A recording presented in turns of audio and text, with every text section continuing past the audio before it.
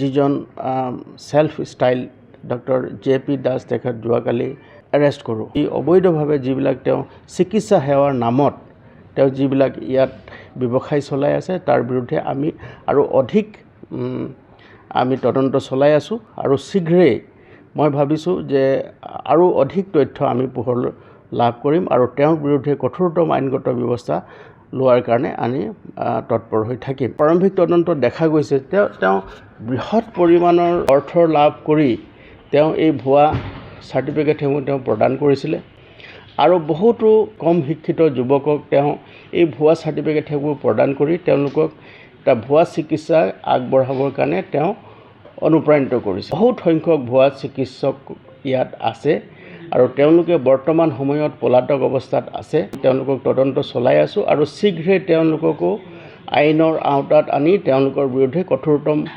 আইনগত ব্যৱস্থা ল'বৰ কাৰণে আমি তৎপৰ হৈ আছোঁ। আপোনালোকে জানে যে কিছুদিন আগতে আমি তেখেতৰ যিটো ৰেষ্টুৰেণ্ট আছে আৰু তাত তেখেত এটা স্পা আছে আৰু তাত বহুত লোকে কাম কৰে, বহুত মহিলাও আছে, পুৰুষো আছে।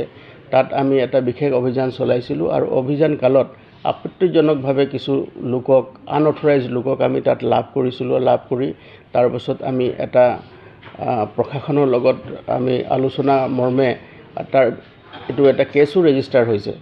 ৰেষ্টুৰেণ্টটো আৰু স্পাটো সম্পূৰ্ণৰূপে বন্ধ কৰি দিয়া হৈছে। পৰৱৰ্তী কালত তেওঁ কিবা ভুৱা নথিপত্ৰ দেখাই তেওঁ বৰ্তমানলৈকে চলাই আছে বুলি আমি গম পাইছোঁ, কিন্তু আমি তাৰ বিৰুদ্ধেও কঠোৰতম আইনগত ব্যৱস্থা ল'বৰ কাৰণে আমি তৎপৰ হৈ আছোঁ। এখন ইনষ্টিটিউট তেওঁ খুলিছে, national institute of medical sciences. সেইটো চিকিৎসা সেৱাৰ বা চৰকাৰ ফালৰ পৰা কোনো ধৰণৰ তাৰ এক্ৰিডেশ্যন নাই।